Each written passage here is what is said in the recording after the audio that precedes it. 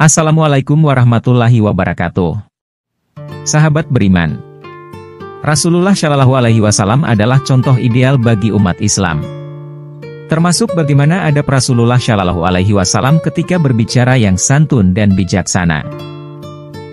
Waktu berbicara, terdapat beberapa adab atau aturan yang perlu diperhatikan oleh kaum muslim. 7 adab Rasulullah ketika berbicara. 1.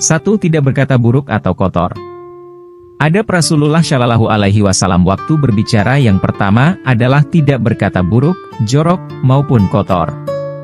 Nabi Muhammad Shallallahu Alaihi Wasallam adalah orang yang paling mulia akhlaknya. Tentu saja beliau selalu terjaga dari perkataan yang tidak berguna apalagi perkataan kotor. Rasulullah Shallallahu Alaihi Wasallam melarang umatnya untuk berkata kotor dan buruk seperti mengutuk, menghina, mengejek, atau perkataan kotor dan batil lainnya. Dari Ibnu Mas'ud bahwasanya Rasulullah Shallallahu Alaihi Wasallam bersabda, artinya, bukanlah seorang mukmin yang sempurna, yang suka mencaci, mengutuk, berbuat, dan berkata kotor. Hadis riwayat Ahmad, Bukhari, dan Tirmidzi. 2. Tidak ada dusta dalam candaan.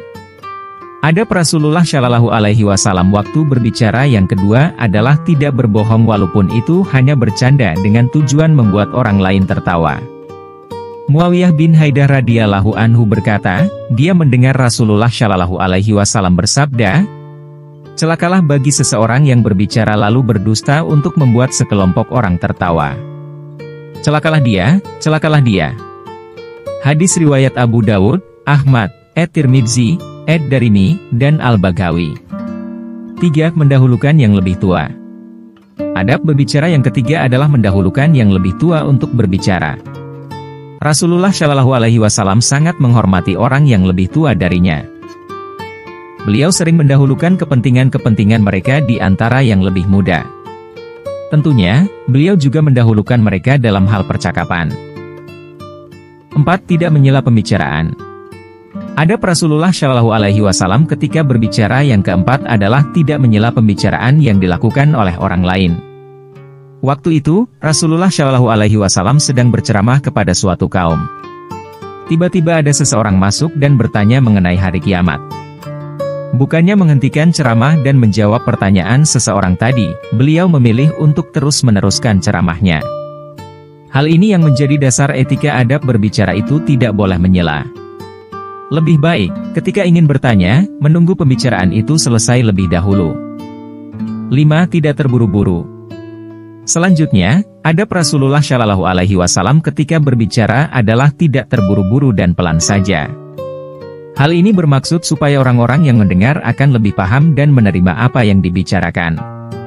Diriwayatkan oleh Ahmad, Rasulullah Shallallahu Alaihi Wasallam tidak berbicara cepat seperti kalian berbicara, beliau berbicara dengan pembicaraan yang ada garis pemisah dan pembeda antaranya, orang yang mendengarnya akan dapat menghafalnya. Hadis riwayat Bukhari, Muslim, Ahmad, Tirmidzi, dan Abu Dawud. 6. Menghindari debat.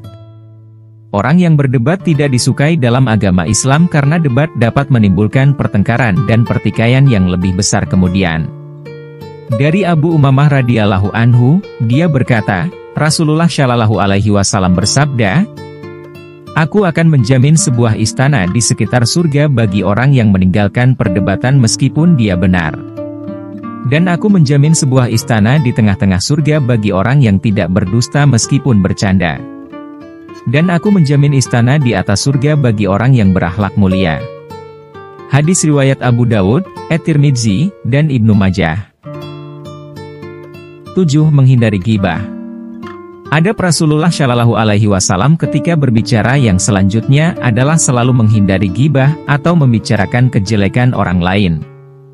Alasannya adalah ghibah merupakan salah satu akar kebencian dan permusuhan yang ada pada manusia.